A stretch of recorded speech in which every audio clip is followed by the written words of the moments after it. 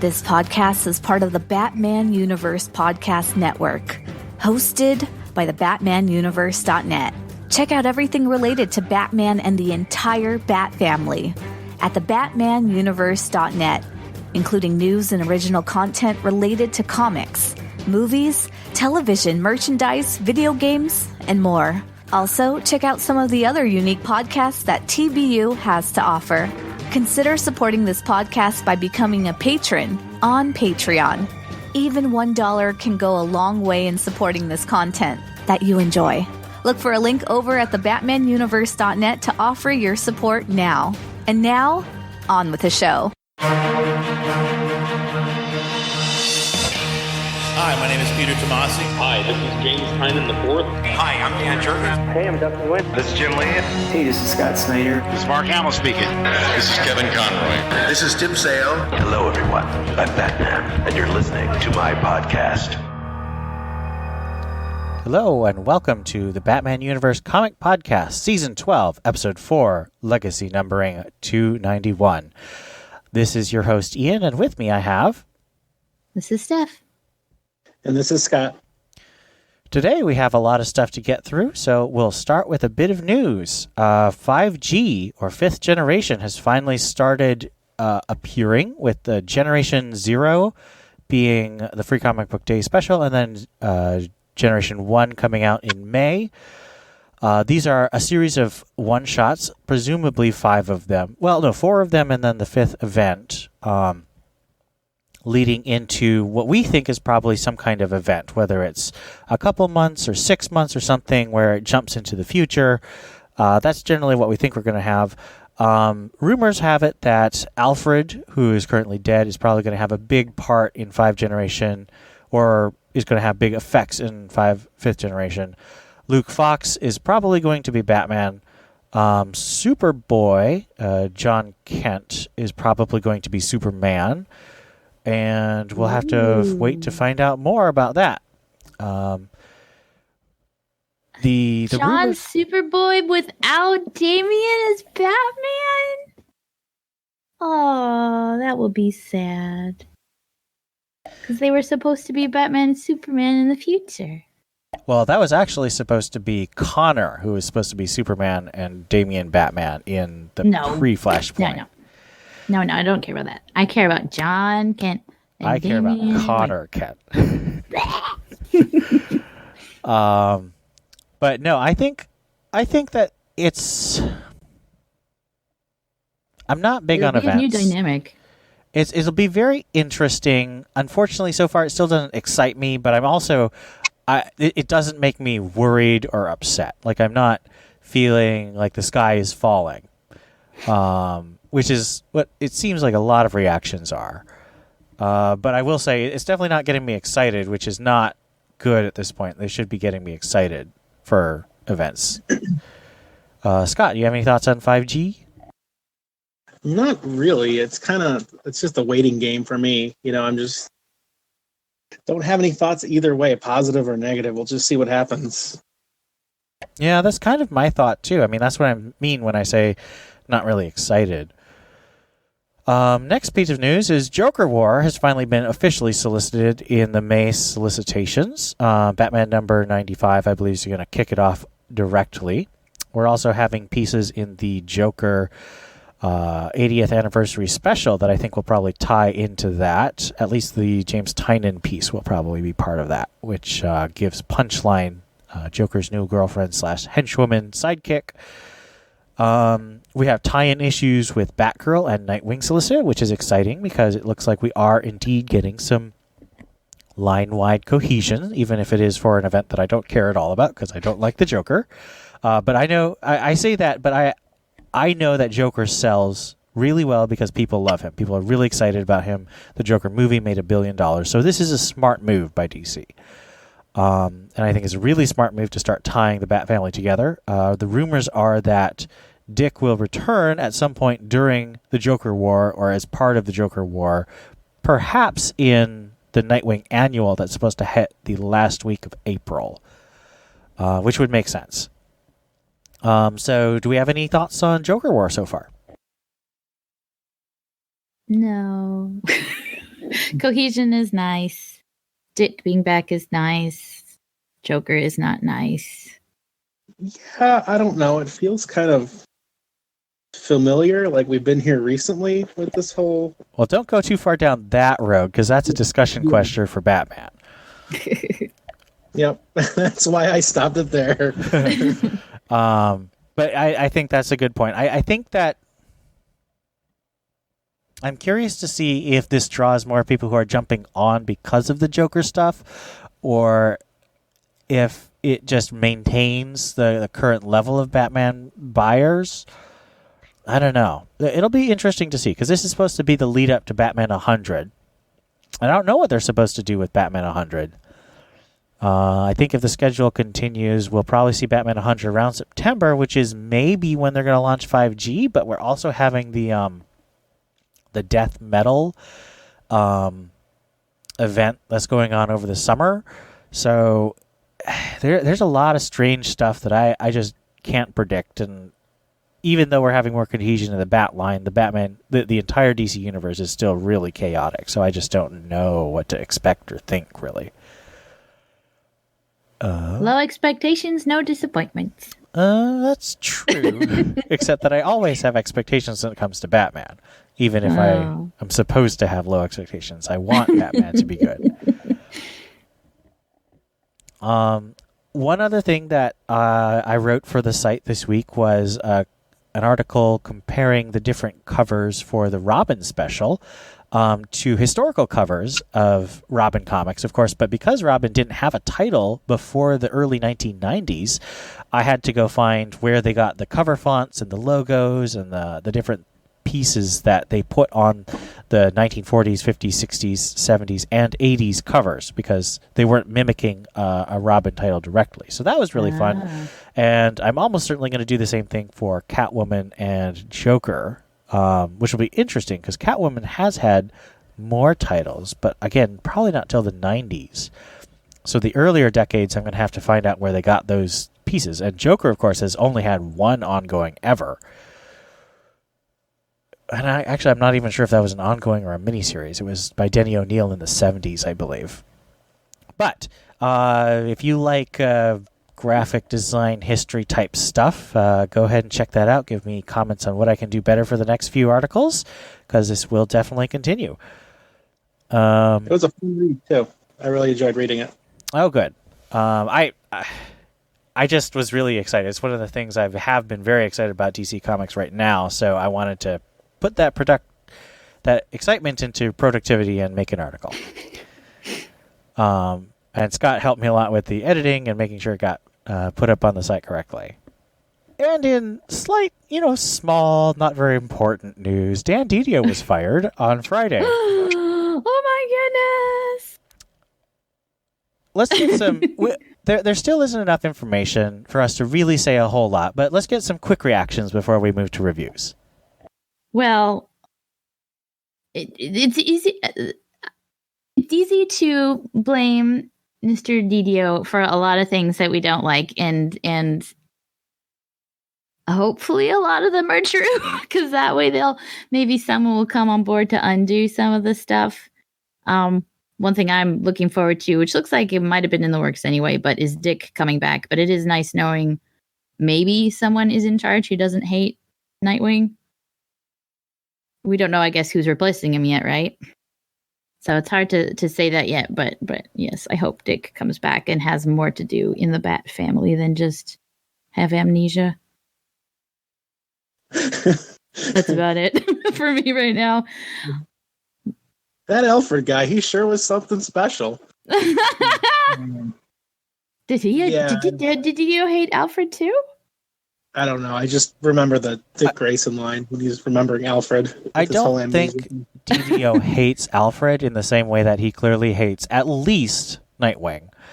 I would add a lot of characters to that list, but people get really cranky when I say them.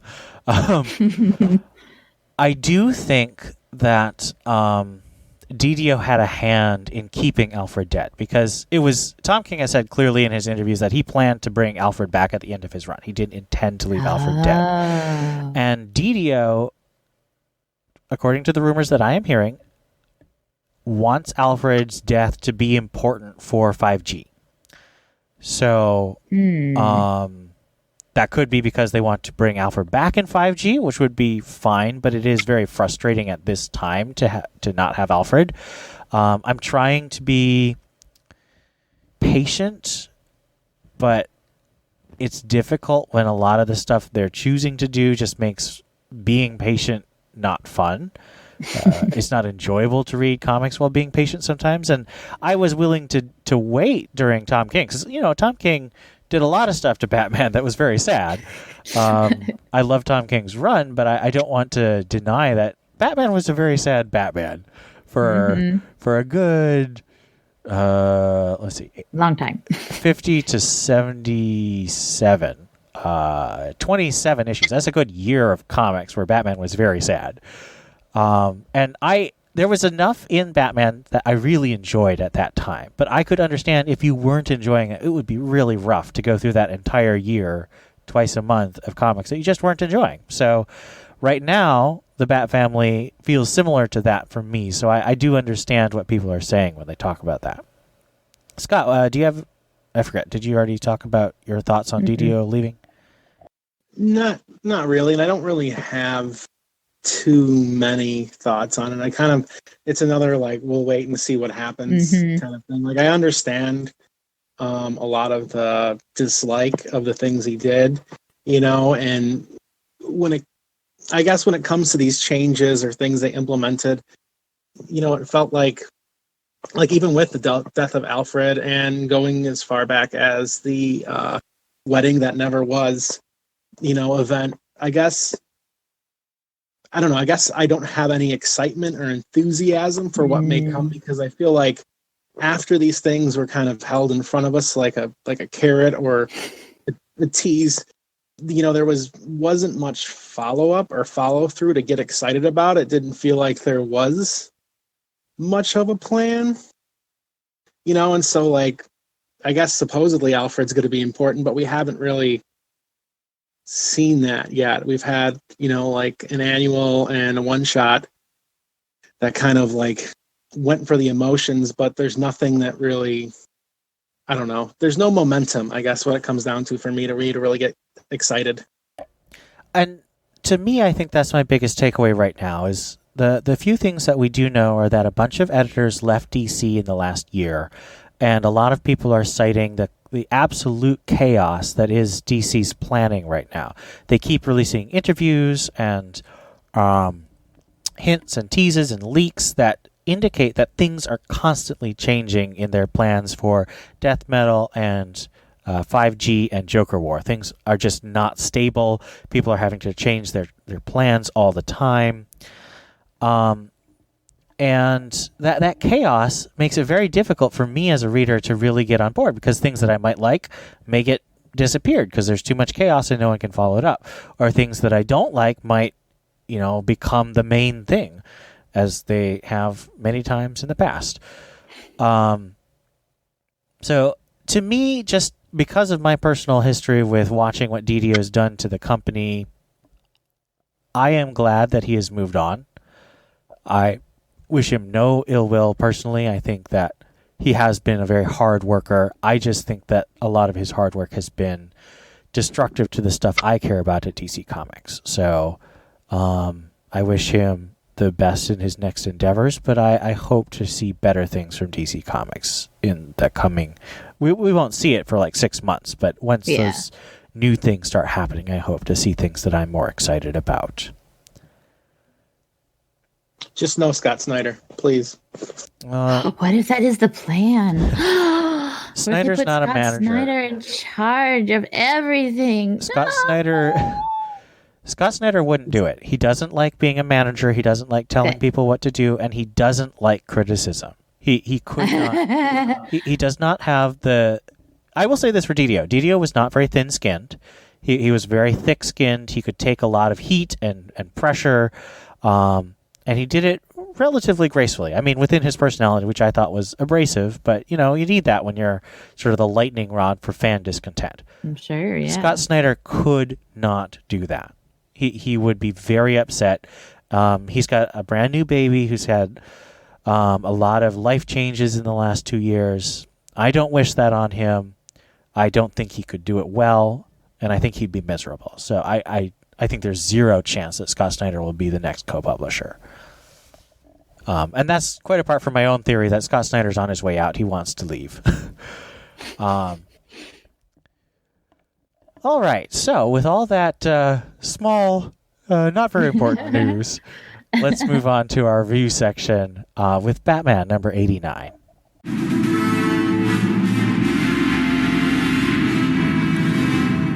Okay. Batman 89, written by James Tynion, art by Guillaume March and Carlo Pagulayan. At Gotham City Mercy Hospital, 2 staff members discuss the massive Wayne-funded reconstruction of Gotham City. As they're lamenting the reshaping of Gotham without the input of Gotham citizenry, the Penguin stumbles into the hospital, bleeding from the neck. As Penguin falls to the floor, the medical staff scramble to prep him for surgery. Elsewhere in Gotham, Batman grapples onto Gunsmith's motorcycle and takes the assassin down. Once neutralized, Batman tells Lucius Fox that he's, unfortunately, playing into the designer's plan. Bruce asks Lucius to find Selina since she was one of the original conspirators who knew of this plan. Batman then tells Lucius he's going to track down the Riddler. At Potter's Field, Harley and Catwoman take down the designer's goons. During the fight, Harley reveals that the body in the coffin is Artie, a former henchman of the Joker. She also assures Catwoman that this isn't the work of the Joker. It's not his style, and he's most likely hiding until his own machinations are finally ready to be unveiled. Prior to winding up at Potter's Field, Harley had been following clues to the Joker's whereabouts, which led her here. She has decided that she's finally going to kill him at her next opportunity. During Catwoman and Harley's conversation, Merlin and Cheshire show up to murder Selina. While the 4 fight it out, a mysterious onlooker watches from afar. It's Punchline, the recently teased new henchwoman of the Joker. At Riddler's hideout, Batman takes down Mr. Teeth. Unfortunately, the Riddler isn't around, which arouses Batman's suspicions. After checking the security feed, Bruce sees Riddler conversing with a bizarrely dressed villain in a white mask with a red D on it. This must be the designer. Batman notes that in the video feed, Riddler is making secretive hand signals. It's a clue that alludes to the Sphinx when entered on an alphanumeric keypad. Batman answers the riddle and then connects Nigma's computer network with the Bat computer. Riddler has a tracer running on Deathstroke. Batman then tells Lucius to deploy the fleet of Bat Spawn, another new gadget to the series. At Tri-Corner Yards, a swarm of Bat drones fly to the skies and track down Deathstroke. Back at Riddler's compound, Selina and Harley show up with an incapacitated Merlin and Cheshire. Harley tells Batman that Joker has a, quote, whole Joker thing cooking, unquote. Batman then asks to talk to Selina in private, and she promises to tell Batman everything after apologizing. In an epilogue, Punchline informs Joker over the phone that Catwoman and Harley found Artie's grave, but Batman's attention is pointed elsewhere at the moment. Oh, well, that's okay, my dear, Joker says. There are a few people I need to talk to first, before the big game starts. Behind Joker are photos of the Bat family with all their secret identities revealed. Jason Todd, Richard Grayson, Damian Wayne, Timothy Drake, and Barbara Gordon are all listed on the board. All right. So let's start with the biggest question on everyone's mind. The designer's outfit, hot or not? He's definitely not a fashion designer as I had hoped he would be. Yeah. Golly. He must be so warm. It's also just such an ugly costume. I am not into it. Like he's got, what does he got? Looks like he's got medals, like military medals. He's got like some kind of ceremonial Indian beads or something. He's got fur. He's got camo pants. He's got like, what are they called? Like musketeer boots. It's like he went to a museum and just picked random things, and that is now his outfit. Because that's not a lady. A lady wouldn't dress like that. Have you seen Lady Gaga? Maybe that's what. And they got fashion design from Bjork and Lady Gaga. I don't know. It's that mask, though. The mask helped me know who it was, though. I was like, oh, who's this? It can't be the designer. His outfit is terrible. And then I saw the big D on his face. I said, no, that is the designer. He's got a big D on his face.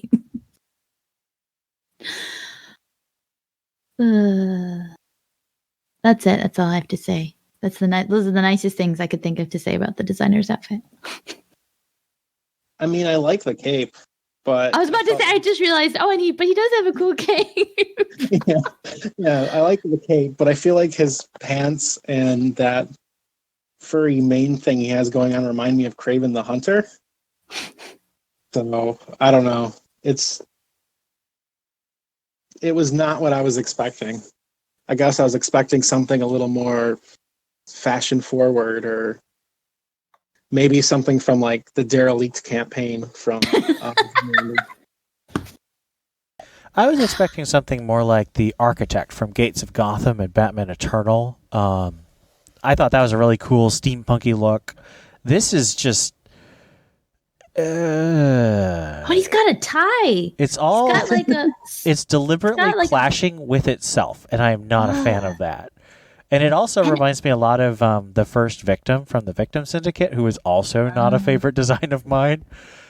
Weren't they like half naked though? Like this, the first thought when I saw this was, my goodness, do you know how long it's going to take this person to get dressed in the morning? Like they are fully committed to this outfit. This is a lot of effort. I don't even know what that green coverlet is over the whole thing. Like, I don't even know what that is. I think that's really the thing, is when you look at it, you say, I don't know. There's just so much I don't know when you look at that. Maybe outfit. That's his big thing, is you look at him and you're so confused. That's how he gets you. And then he just like punches you in the face or whatever. While clever, I don't think it actually works, but we'll see. He must be pretty like warm in there too, because Riddler's naked, like on the panel he revealed. So I'm assuming it's like pretty hot in there. So I don't think it's hot. I think Riddler's just on speed. But still, he probably is warm. Like there's no way he's not too warm. He's got so many layers on. It's just stupid. All right, so I think our collective response is not. Or extra hot, because it's so warm. Literally hot, but not fashion hot. Not fashion hot. What do you think of the two artists we get to see? We have Guillaume March, who's been doing the last two issues, and Carlo Pagulayan, who I would recognize most from Deathstroke. How'd they work together? Did you have a preference on one of the two? I didn't really notice there was a change in artists, I guess. Do you know which one did what? Pagulayan did the Penguin stuff, and most of Batman's fighting scenes. And then March did the Harley and Selina stuff. You know, I see more of a color difference than an art style difference. I mean, there is an art style difference, but I noticed the color differences more than the Guillermo stuff is shinier, more latexy, and then the other stuff seems a little more muted. I mean, I thought like they work really well together. Mm-hmm. I didn't really see much of a difference either. You know, and overall, I really like the art in this issue. Like, I'm really, you know, like a big fan of it. The coloring too. The only gripe I have is with March's drawing of Catwoman. There's a scene, particularly when they're in the Potter's Field Cemetery, where like Harley's sitting on a tombstone with her giant mallet. Catwoman's standing behind her, and she's got like kind of like a Aeon Flux body going on, like the cartoon. So that might be like a super old reference too. I remember watching that when I was a small child. that panel bothered me too. Like Harley's face, she almost looks like a weird skeleton in that one. Like her face shape is just really off. Like the art is very nice and beautiful to the whole thing, but that one panel is just really off. Because I feel like I'm pretty familiar both through Gotham City Sirens and Deathstroke with these two artists, I think it stood out a bit more to me. I would agree it works together well. There's a complementing of each other that it goes. I did think that the colors for the March stuff worked a lot better for me than the colors in the Pagulayan stuff, just because I'm used to Jeremy Cox's coloring Pegulayan, and he doesn't go for quite as many warm tones. He does it a little cooler. So the Lucius stuff just felt like really like he was in a room that was on fire, and it just felt a little odd to me. But I mean, it was a beautiful comic. I really am a big fan of the art teams that they have on Batman right now, and I'm very excited for next month when we get Jorge Jimenez, who's one of my very favorite artists right now. I think it would be nice to have. I mean, this is possibly because I already know what was going on, that Tony Daniel was originally going to do the first 2 issues, and he ended up only just doing the first 1. So they had to move Guillaume March forward, and that meant he didn't have time to do all the issues he originally was going to do, and so they had to add this fill-in part by Pegulayan. But I really do wish they would stop the double shipping and just give us one art team for an arc. I think that would be nice. And I say this every time, but I just get that sense of chaos. I don't get the sense of stability and trust in the creative process that I get normally. And it's not entirely fair. I've been going back and reading older comics, and there is a lot of fill-in back then, in the 90s and the early 2000s. So this isn't a new problem. It's just it feels like they're creating more problems with double shipping than they need to create.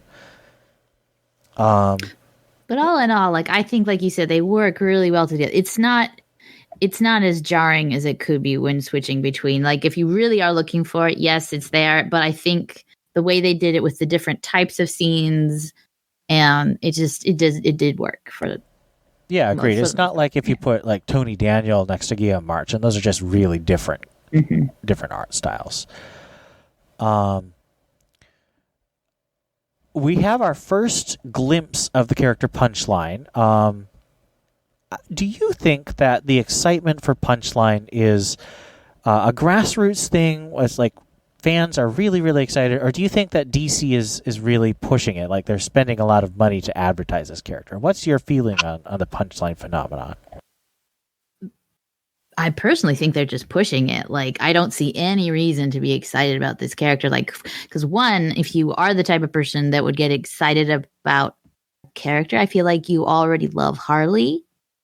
And it's like, well, why would you be happy about a replacement for Harley? And then also, there's nothing from what I've seen it for. Like, I don't know. Like, I don't get it. Of course, I don't really get Harley either, but at least she has a fun personality. So it's like, unless this character has something really special that's going to make her own character, which we haven't even met her yet, so we don't know that. I don't understand how we're getting hyped up for it. I think it's more just DC pushing it and pretending like people are hyped about it when they're not really. That's just my opinion. Well, that's exactly the reaction I was hoping to figure out. Is are people seeing similar things to me, or am I sort of imagining the hype or not?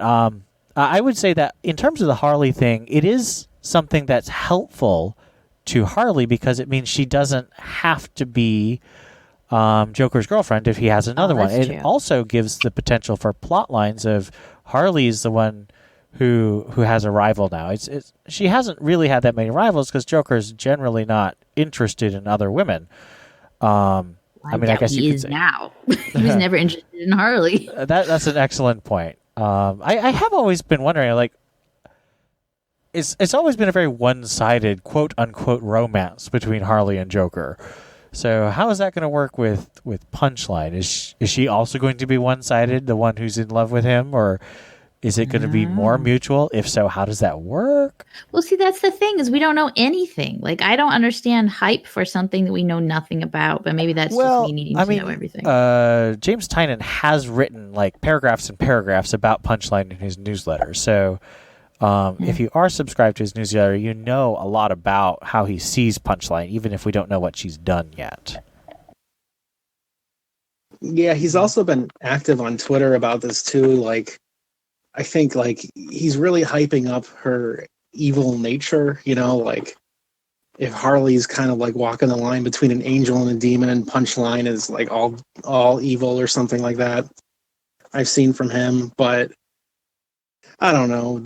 It's interesting to me because I feel like the hype is having the opposite effect on my opinion of the character. You know, I guess I would prefer it to happen organically, you know, because this is kind of a, you know, to have such like a snowball effect of like all these people crazy about this character. And then, we hear about like what's happening at comic shops where, these things are selling out. When I went to my comic shop, like there were people there before I was kind of clamoring for this issue, and I have a pull list, so I'll get it anyways. But, other people are talking about how the price is inflating for this issue online and things like that. And it just, I don't know. It just has the exact opposite effect because there's no rhyme or reason for me to like this character. And what we get in here is very fleeting. It's not my least favorite part of this issue. My least favorite part is actually the Deathstroke page, but it's pretty close. So, just because it's, what does that mean, for this story or these characters or anything, other than Harley and Catwoman are being watched. Well, I mean, that's part of the whole thing that Tynion's been doing throughout this entire arc of trying to keep us hyped about Joker War. Why don't you go into your dislike of the Deathstroke page? Because I thought that was a good part of your analysis in the review section. Well, I guess, like, everything else, there's a beat and a momentum of what characters are doing. There's a clear, like, you wouldn't call it an arc for this issue, but there's a goal for this issue. It's trying to get these characters in this one location by the issue's end, and then we have, the designer's reveal. And so that Deathstroke page, to me, kind of came out of left field. It introduced the new gadget, the Bat Spawn, which, okay, he's got a fleet of drones, but it feels like something was cut out of this issue, or there's something missing, because we just get this page, these drones are deployed, Deathstroke says show off, and then that is it. It is the weirdest segue I think I've seen in a comic book, where, Batman's taking down these assassins one by one, but then, Deathstroke, we don't see him get taken down. It's just kind of like a, hey, I'm still here, and then it moves on. Do you feel like you would be not complaining, but wondering what's happening to Deathstroke during this issue if this scene wasn't there? Or do you think you'd be just like, oh, I can wait till next week? Yeah, I probably wouldn't have. There's so much going on in this issue. I probably wouldn't have thought about it. Because who really cares about Deathstroke in this issue? I mean, I was about to say I care about Deathstroke, but not in this issue. So, yeah. And honestly, I don't really care about Deathstroke. I care about Ravager. My first thought with that scene was, Bat Spawn, excuse me, Damien and Dick and Timothy, those are the Bat Spawn. What is this? Anyway.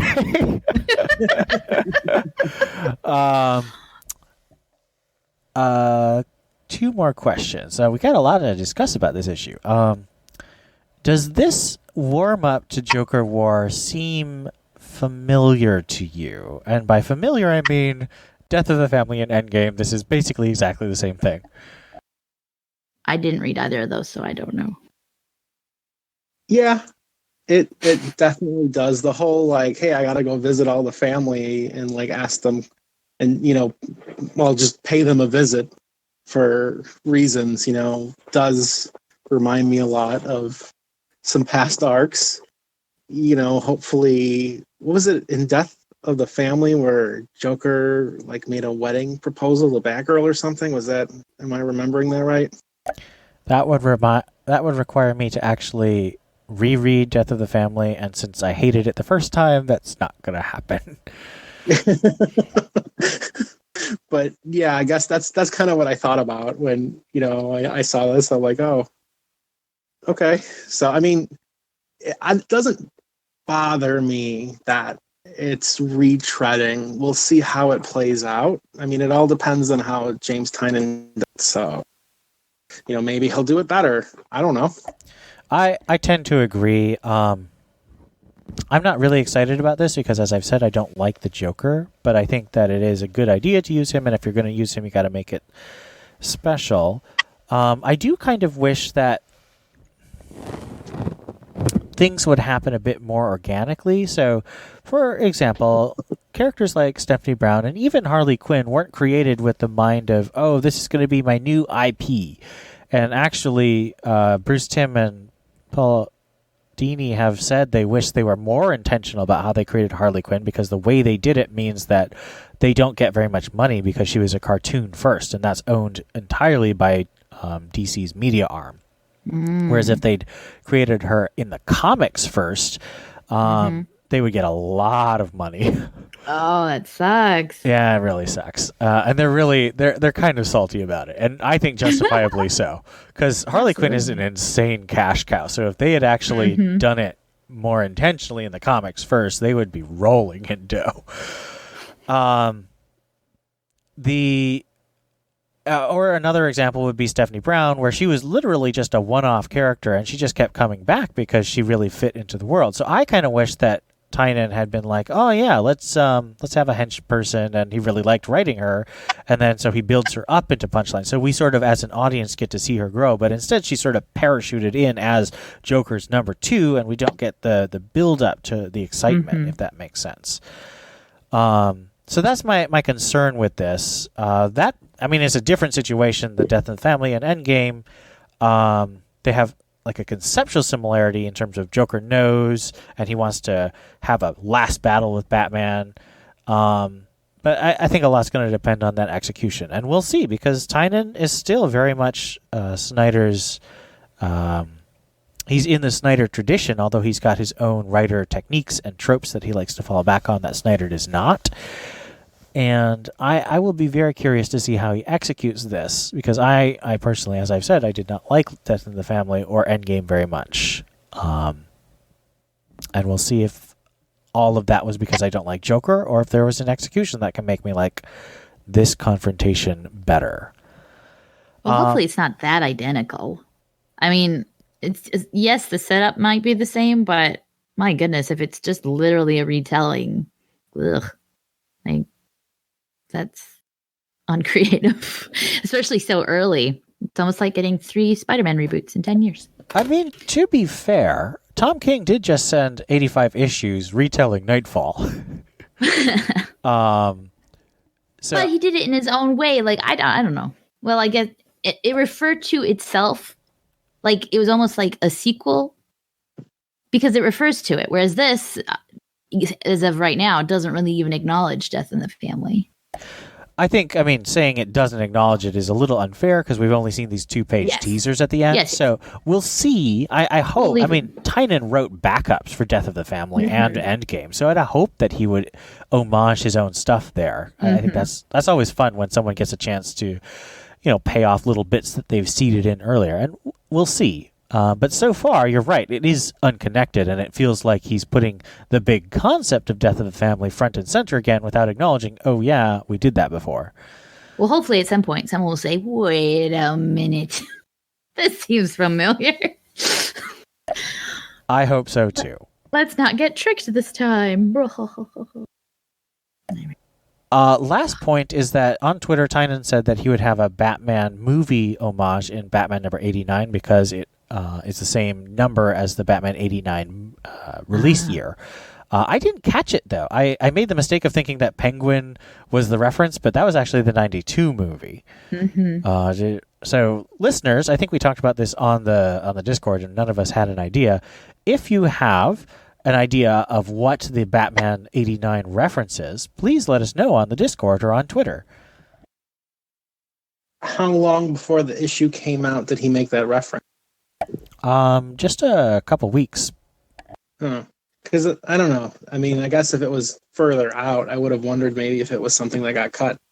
To go with my whole the Deathstroke sequence was truncated theory. I don't know. I think Tynion also tends to be sort of a long-term planner, so a lot of stuff tends to be set up for payoff later. So I think maybe the Deathstroke scene could come back and be more important later. But in terms of, we are still buying an individual issue, and it should be able to stand somewhat on its own. So I think that's a fair criticism. There was a Batman the Animated Series reference, though. There was a billboard that said, "If you're so smart, why aren't you rich?" which is the title of the first Riddler episode in Batman the Animated Series. Not related to the 89 movie, but, it's there in the background. Yeah, that's really cute. Curse of the White Knight #7 actually had a Batman 89 reference when Batman says, "You want to get nuts? Let's get nuts." So if you're looking for a very obvious reference, you can get it in that series. So let's get to our ratings of Batman #89. Well, so to explain my rating, which I'm still working on it. My favorite part of this whole issue, which no one even touched on, was Selina's reactions to things at the end. And one thing I loved about Tynion's version of Selina in all this is that she still has her ties to the Rogues. Like, it seemed like she was fairly divorced from everything during Tom King's run. But in this one, she cares about Eddie. You know, she's got a decent rapport with Harley. Like, she cares about the Rogue. She has an emotional connection. And even though she's fully on Batman's side, like, she's not going to deceive him or go behind his back or whatever. She still has an emotional connection to the Rogues because they were her friends. And so I just loved, like, their just interaction there at the end. It's like, he's not yelling. He's not going psychopath on her. He's just, we need to talk. You have something to tell me. And she's like, I know, I'm sorry. It's like, she didn't want to tell him because it's like, no one wants to tell their significant other, I broke the $400 mic today while you were gone. And, not that that's ever happened to me. I was about to say, that sounds very specific. Very specific. It wasn't broken. It was fine. But anyway, I thought it was so humanizing at the end of both of them, and even Eddie, even though he's got the crazy spine. Like I just really like that part. And so even I think for that alone, like, I just want to give this a 4 out of 5. Like, I really like the art. I like how the story is progressing. I like the different facets. And I just love that he's taking the time to get just a moment of human from Batman and Catwoman. And I love that. It made me so happy. So 4 out of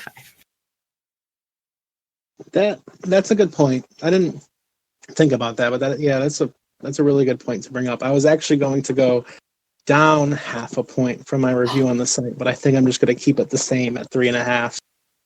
So in our discussion, because I had a lot of fun initially, but like, the more you think about it, some things start to set in and you're like, maybe I didn't like this as much as I initially thought. But no, I really do like your point. I'm going to leave my score as is.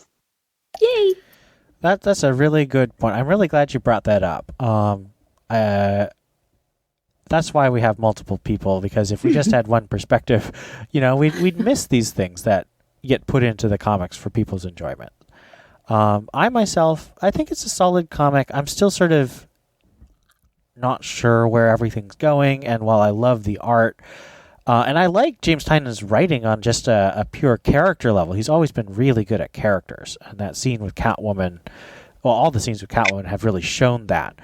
Mm-hmm. But I'm realizing now just how destructive Batman Pennyworth R.I.P. was in terms of my own reaction to Batman right now. I'm just that the destruction of the Bat family and the way they destroyed it really sapped my enthusiasm, just because I'm so invested in the Bat family and the inspiration that Batman provides to them. And when he's not inspiring them, I'm not inspired. So I'm just kind of on a low ebb in general, and I'm going to have to give this a 3. It's good, it's well done, but it's not getting me excited about the next stuff.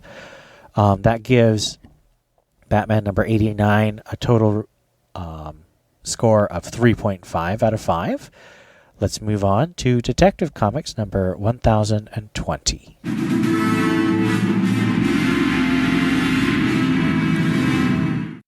So, Ugly Heart, story and words by Peter J. Tomasi, pencils by Brad Walker. We open with an unknown individual digging through some old ruins to uncover some broken Talon goggles, or what appear to be broken Talon goggles, and laughing. Can we guess this is maybe the Joker? Who knows? We don't find out by the end of the issue. We move on to Harvey Dent, Two-Face, and we hear his inner monologues. Harvey thinking about his past, and Two-Face talking about the pain he always feels, while images of a bullet entering Harvey's body are shown. Two-Face flips a coin and decides to kill the DeMarco brothers, who he is currently robbing. Later, Batman investigates this crime scene, determining that the black market coin collections have been stolen and that it was very obviously Two-Face due to all the two-themed evidence he's left laying around. Though Batman does comment that even for Two-Face, the violence and gore are a bit overkill, noting that one of the DeMarco's brothers' eyes have been gouged out of his face. He is able to determine that Harvey has been injured, shot twice. He also discovers that Two-Face has used an antique weapon in this fight. Erstwhile, Two-Face is at urgent care with a less than thrilled doctor trying to help him. Two-Face becomes enraged by the pain the doctor is causing by removing the bullet from his arm, and he shoots him. Harvey becomes distressed by killing an innocent person and seemingly is confused by what is going on, but he continues removing the bullet from his arm. The doctor groans, still alive. Two-Face seems disappointed that the doctor is not dead and shoots him again, finishing the job. Batman hears about the gunshots over the police band and heads over to the clinic. At the clinic, where the poor dead doctor is now also missing his eyeballs, hooded men are drenching the now abandoned clinic with gasoline, planning to burn it down, leaving no evidence that he was there. But Batman stops them before they can Molotov cocktail the place down. In a fruitless attempt to question them while fighting, one of the cloaked men fires at Batman, and then the spark of his pistol sets off the gasoline-soaked room in a violent blaze. Batman rescues the men, but they still refuse to answer his probing questions. They remind each other of the oath they took to protect him. The men start screaming and then suddenly die, apparently of self-inflicted brain implosions. As you do. Batman is confused about his old friend Harvey has gotten himself into. In a secret gathering place, we see a large multitude of people taking a strange communion of coins in place of wafers and wine, all repeating the phrase, "two of us." Before we see Harvey Two-Face, in a black and white suit, someone reminiscent of a minister's outfit, announcing that soon Gotham will face all of us. Next month, the Church of Two Strikes. Thanks for that reading. That was very well summarized. Steph has also kindly provided some excellent discussion questions. So, go for it. Why cults? Why is it always cults? This is the fourth cult that Tomasi has written, and then we had cults before this. In fact, the last Two-Face story was a cult. Why is it always cults?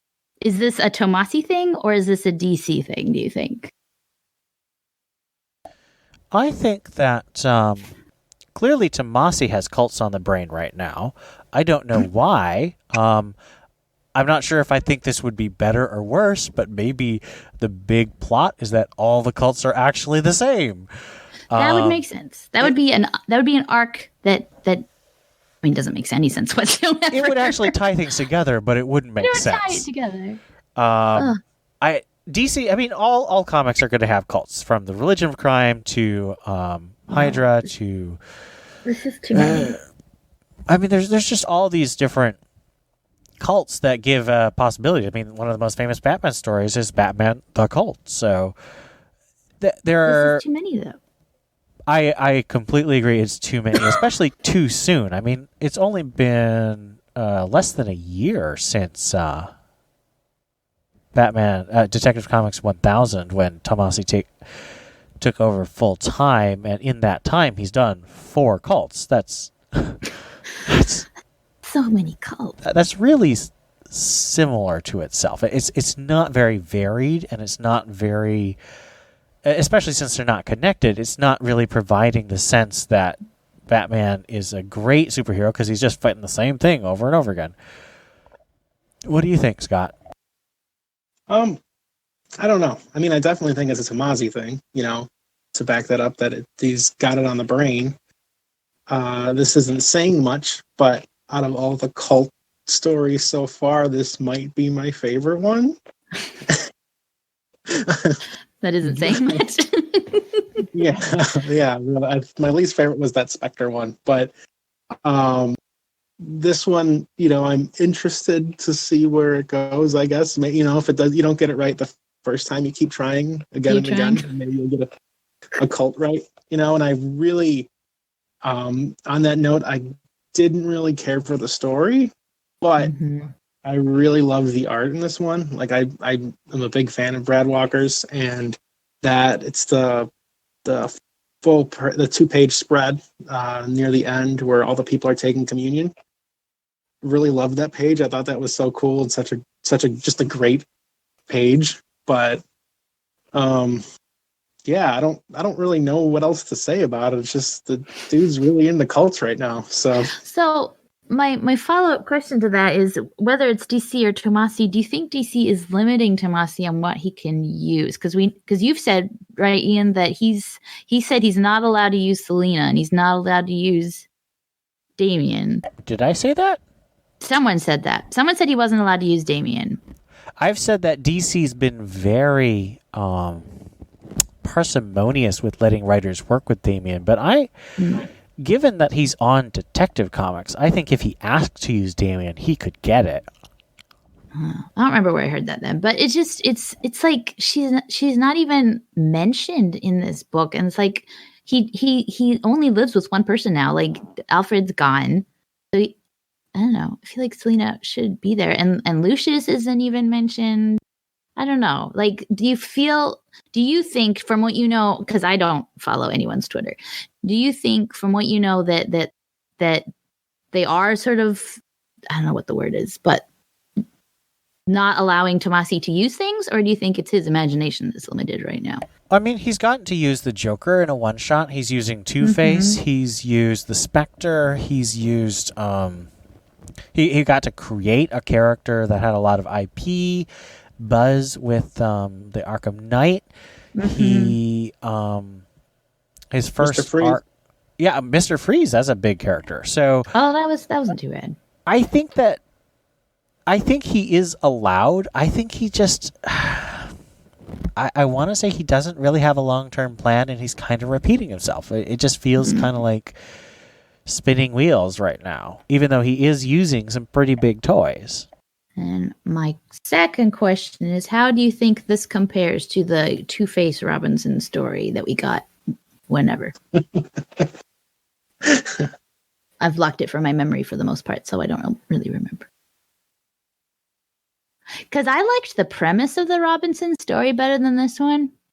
Because I remember really liking the beginning of that story. Like, it was very interesting. Like, Batman working with Two-Face, and they're up against something big, and the art was really great. And then that story just kind of fell apart completely, and the writing was not very good.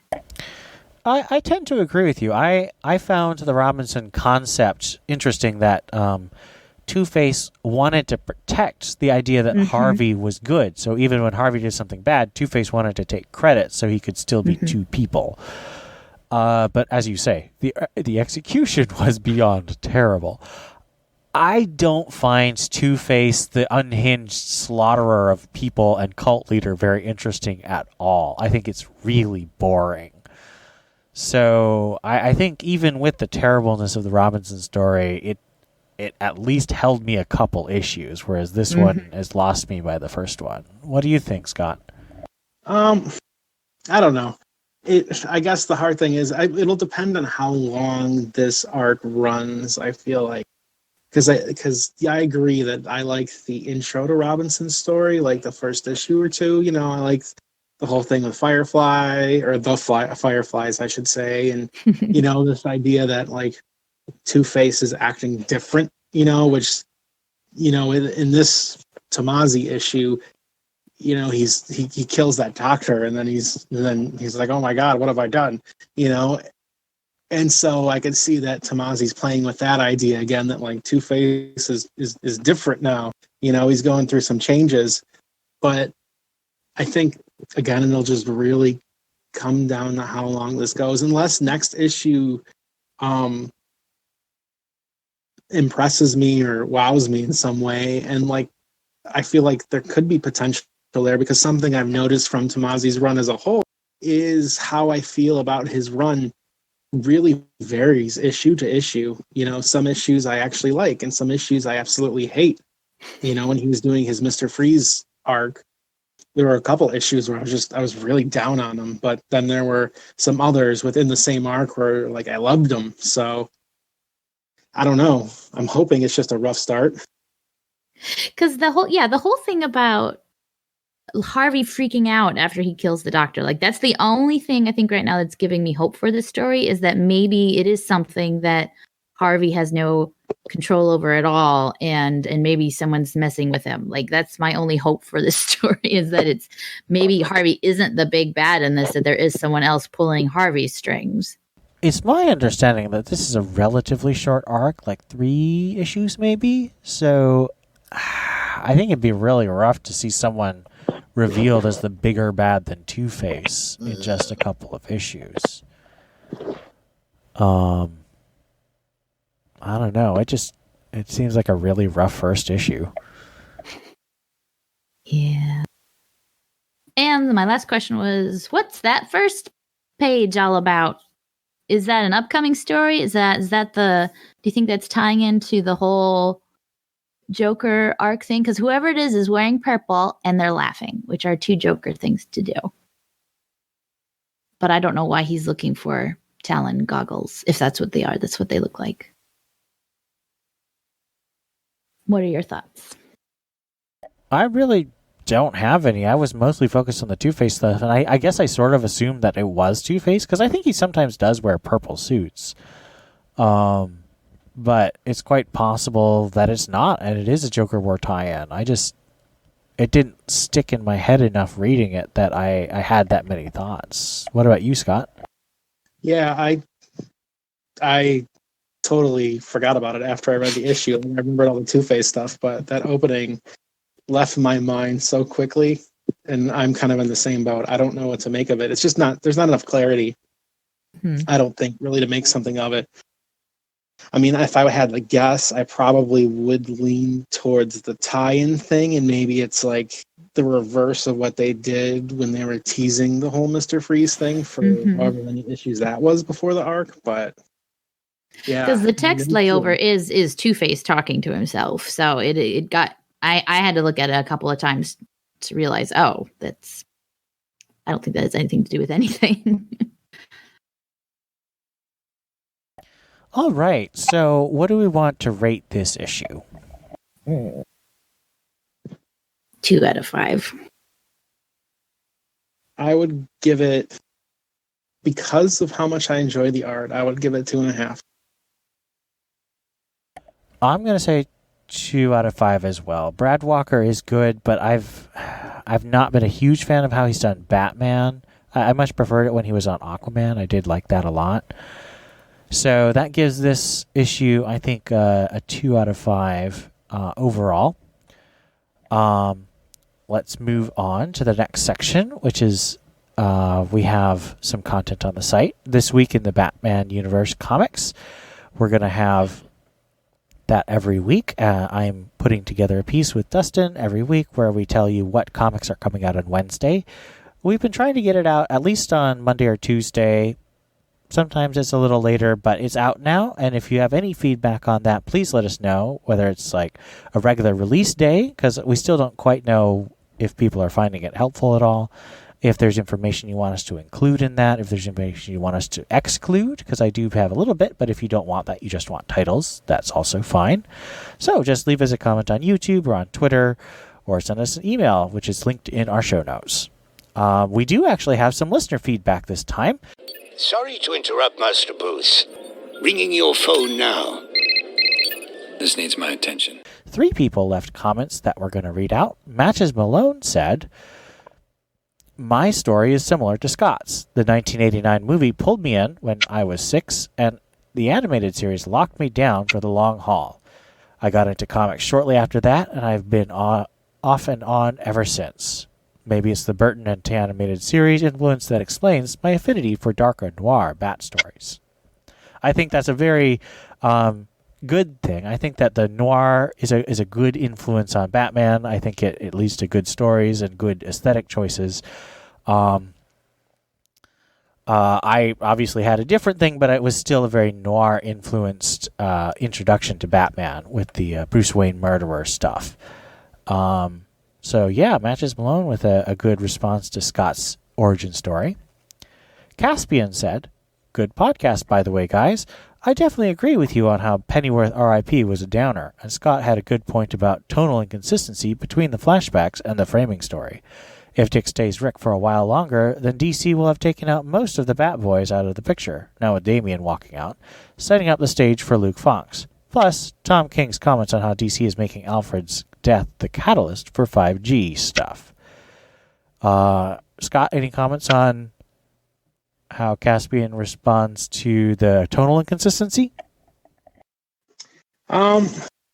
So, I mean, I guess I don't have anything to add other than what I kind of said last time, but that really, at the end of the day, I feel like it is kind of the biggest root of the problem with that issue, at least for me, and it's nice to know like other people feel the same way, and I appreciate the solidarity.